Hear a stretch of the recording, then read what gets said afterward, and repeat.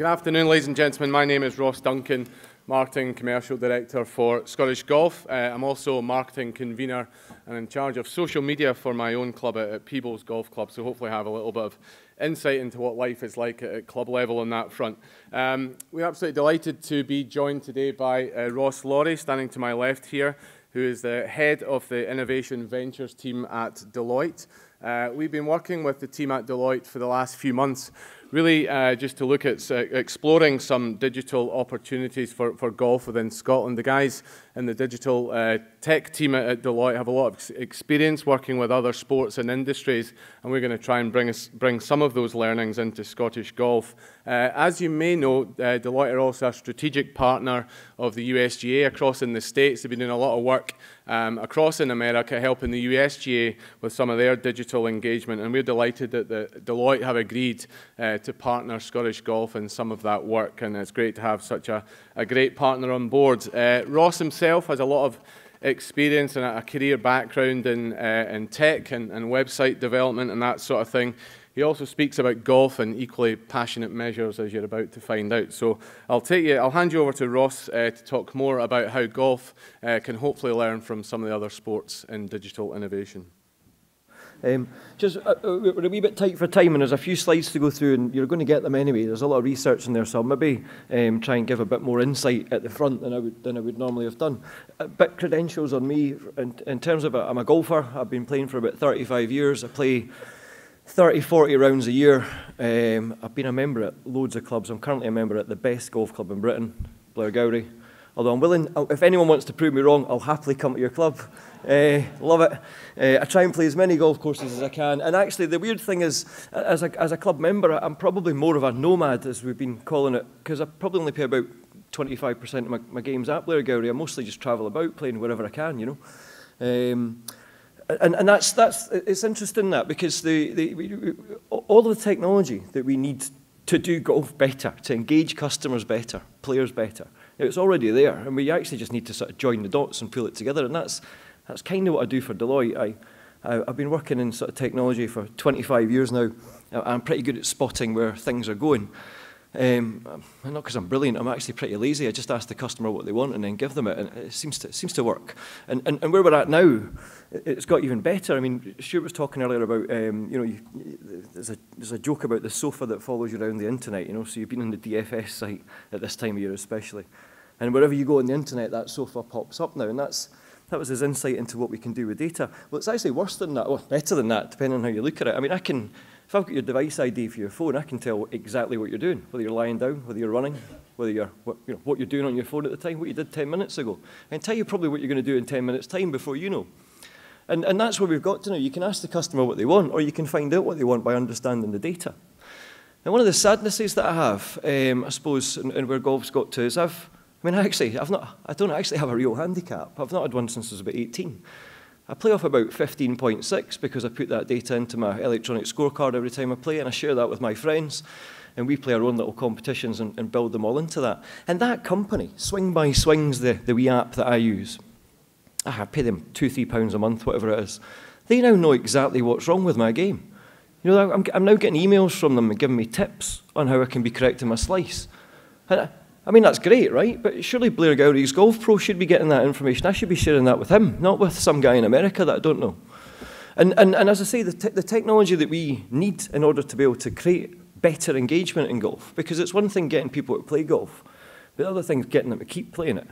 And we call it nudge factors in the sort of tech world. It's little tricks that we can do to encourage people to go back and do something else again. Maybe spend a little bit more money on a retail product that they didn't necessarily perceive that they needed. That sofa following you around the internet again. But we can do it in golf, and everyone else is doing it in golf. And I think the opportunity for us is actually to capitalise on that and find a way to work together. And another wee secret on technology, the tech isn't hard. The tech's the easy bit. We've got to a stage now with technology we can build things very, very quickly. I mean, if I tell you it's going to take 10 weeks to build something, it's probably 5. I've just doubled the time because you'll change your mind halfway through. That's how it works. We can make changes so quickly. So I just think we need to, in the weeks and months going forward, and brilliant, and we've got the support of Deloitte. I mean, there's quite a lot of high-profile interest in this from Deloitte. Maybe that's an obvious thing, given we're traditionally seen as a sort of white, middle-class male accountants. But that's the mould that we don't want to sort of follow in terms of what we're trying to adopt for golf going forward. So moving on to the slides. So there's one of the things I've learned in life is that, two things. One, it's amazing what I can achieve when I don't care who takes the credit. And two, it's also amazing what data tells me I should do rather than what I think we should do. And there's been one of the things that data's sort of thrown out, this slide, which I'm guessing you can all see, it's in front of us. Cycling has been called the new golf. I mean, I don't identify with that. I'm not a cyclist. I like bikes. Well, handy to get me A to B. But I don't see the similarities. I get what the data's telling us is that if you're a middle-class man, you're probably more likely to take up cycling now than play golf. But I think the similarity is there. They don't pay for the use of their course, you know. We as road taxpayers pay for that. Sorry to sound a bit Clarkson. But actually living rurally, I see the worst of it because they hog our roads. You know, if I'm running late for a tea time trying to get to Blairgowrie and there's a peloton of 40-year-old men dressed like Mr. Motivator in front of me, giving me the wee, "Hi, on you go past." You know, nobody needs to see that. Nobody wants to look at a 40-year-old man's ass at head height in the car. So if anything, there's an opportunity here not just to save golf, but to save society from having to look at that, right? I mean, if we do anything. But one of the things that cycling has done, I mean, you can pick up a bike and get on the roads, and it's not cheap, by the way. These guys are spending 4 or 5, even 10 grand on bikes. You know, it's not a cheap entry thing, even for the kids. But what they have done is they've actually engaged with their customer. You know, we're all familiar with little bits of technology that we use. Golf's been using technology probably more than anyone else. You know, I think Ross has got some stats on the use of GPS. You know, one of the first projects I ever did in 1992 was building an expert system for golf, you know, so this has been going on for ages. What Strava have done is employed a little bit of that nudge factor. And there's a saying that if you can't measure it, you can't manage it, business saying mainly, but it's true certainly in golf. You know, all of us record our scores at the end of the day, and we'll look at it and try and figure out how we can get better. Things like Strava actively promote you to do that. And we see it. I'm going to come on and talk about a couple of other things. You've all heard stories about people that have got these Fitbits and activity trackers. And then maybe they've done 10,000 steps for the day, but they should do 12. So they'll get out and walk the dog an extra walk. You know, this is people are just being nudged into doing things. So we need to sort of work together. Not, as I say, the technology is the easy bit. Getting the clubs and everyone to work together to say, how do we engage better with golfers, whether they're nomads or whether they're members, whatever. We should all benefit from this. And if you tell people to do something, they won't do it. What you've got to do is find out what they want and make it accessible to them. And this is what we can bring. This is interesting, this slide, because this is relatively new. This is showing the adoption, penetration of smartphone use across the board in 2017. And a couple of years ago, it would have petered out towards the end. Possibly would have been a bit more of a bell curve, you know, with the younger people and the older people not being so engaged. But that's quite changed. And I mean, don't get me wrong, I'm quite a traditionalist. I like a V-neck. I'm not a fan of shorts on the golf course, and I'm not a huge fan of seeing people, you know, Instagramming and all the rest of it. But as I've already said, just because I don't like it doesn't mean that the people we want to get on the courses won't like it. And actually with these things you can provide etiquette instructions or guidance. Perhaps we've got enough golf courses in Scotland that we can have different rules for different courses in terms of the etiquettes, if that's how we want to play it. Anyway, next slide. And then this is another interesting one, and this is, again, there's a lot of things you can look into in the stats, but the stats tell us that customers that use mobile more buy more. It's not necessarily because they've got more money. It's just because they've got this thing in their hand, this miniature hand computer with a built-in tracking device that knows where they are and what they're doing, telling them, oh, you would really like this thing. People are quite easily persuaded. We could be using that. I mean, I should turn up for my round of golf and check in. I should buy my lunch at Blairgowrie with my phone. Blairgowrie should know all the things that these American companies whose websites I use. They should know that. The SG should know that. We should all be working together to actually collectively look at how people are playing golf, where the areas for improvement are, where's the money we can make. If we've got all this data, we can be selling it to TaylorMade. You know, correct, make a golf club that makes the people hit the ball slightly more left. I know they're doing all this, but we can be feeding into it. And what we've also got to remember is we're Scottish. We invented golf. You know, there's some great reasons to be proud of being Scottish. Golf's one of them. And I think it's not just a case of us saving the game, but potentially setting a standard for the rest of the world to look at and say, this is how golf should be done. Next slide, please. The social media thing's an interesting one. I'm not a huge user of social media. I'm a massive technology fan, but I know what can be tracked, and therefore I choose not to engage with it. But the kids do, and people do. And I find myself now as well, you know, nothing on the telly, I'll maybe do a wee Google of, you know, trick shots on YouTube or something like that. You can lose yourself for ages. The Americans have done that very well. Anything that involves blatant self-promotion, they're very good at. But they've adopted YouTube very well. And actually, when you do if you do a research on trick shots in golf, you'll probably find it's quite young people, quite attractive people that are playing these things. And that actually draws in more people, especially in America. We just need to figure out how we start using these things more in a non-intrusive way to, you know, the traditional golfer. We're talking about attracting new people. We can't alienate the existing players. The last one is on this, I touched on it briefly. It's the way we exercise and the way we track things. And this is a change that I see across the board in some of the work that I do. This if you can't measure it, you can't manage it. You know, we've seen car insurance now insisting on black boxes, you know, just because you've got a young driver. That's not, they just want to know everything you're doing with your car. And we'll see it we see it in health now as well. You know, a lot of insurance products coming out where they want you to do steps, they'll give you discounts for that. That's going to become more and more. And actually, there could genuinely be incentives for people to take up golf in the future just to get their steps up. That's not a bad thing. We've got lots of good stats on the health benefits of golf, and perhaps that will prolong that top end of the demographic. Who knows? But and the last one on the cycling and the Strava thing we talked about. And there's a couple of others as well that really just track things. It really is that nudge factor. I mean, Strava's now got 11 million rides per month in London alone. I wonder how much of that was exercise. But, you know, it doesn't matter. It's being tracked, and it'll be adding to their cumulative scores, improving their fitness, potentially saving them money on their Vitality insurance product. And just click over the last one. It goes on to MyFitnessPal, which is actually maybe a little bit more akin to what we do in golf. You know, we are out there doing, you know, 7K a day or whenever we're playing golf. That's a lot of walking. And these things can feed in. We can track all of this. And I think what we need to do collectively, Scottish Golf can back it, front it, take the hit, whatever you want to call it. But the clubs are the ones that need to make it happen. And I'd be delighted, in fact, to try and help steer in any way I can the sort of technology that we can use to do that.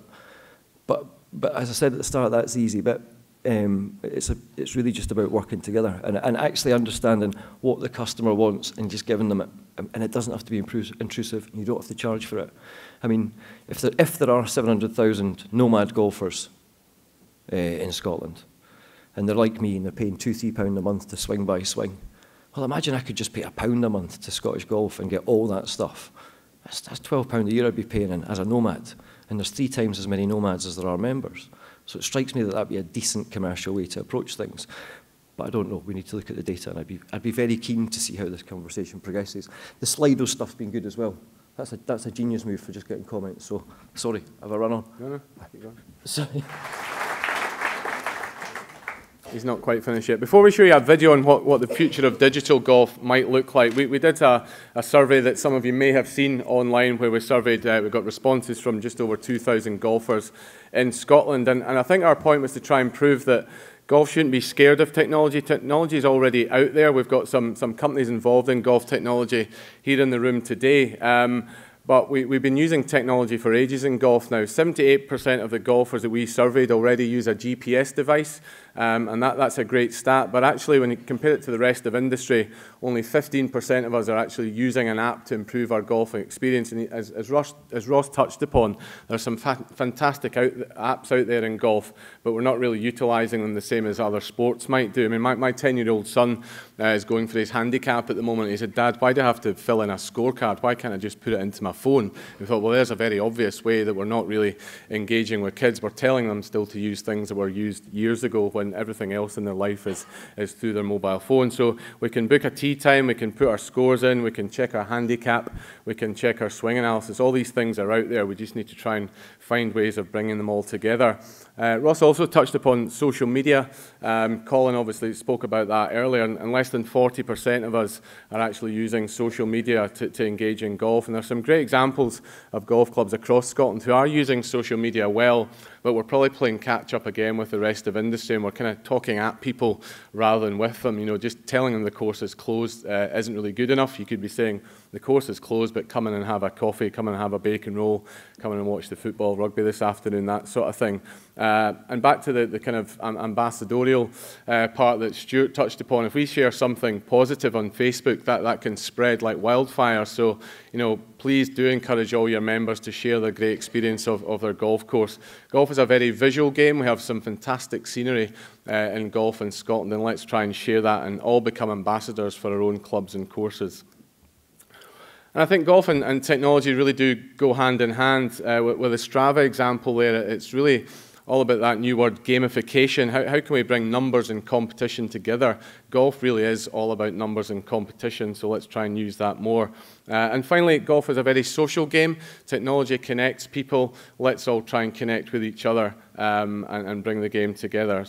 Technology is already out there. All we need to do is try and integrate it, and that can certainly be achieved, not just for golfers in Scotland, but for golfers coming to Scotland from all across the world that you would like to think would want to tap into something on offer from Scotland, the home of golf. So that's just a project we've been working on with Deloitte, looking at the technology that's out there and what could be achieved within golf. So that really concludes our presentation on digital. We'd like to thank Ross and the guys at Deloitte for their support. Hopefully they can be one of those companies dipping into their CSR budgets and helping everybody in this room. I know they have a big push on trying to broaden their profile and raise their reputation in Scotland, so we'd be delighted to be one of your strategic partners, as well as the USGA. You can pass it on to your board. And hopefully, again, ladies and gentlemen, that gives you a flavour of what can be done at your golf club working in partnership with us.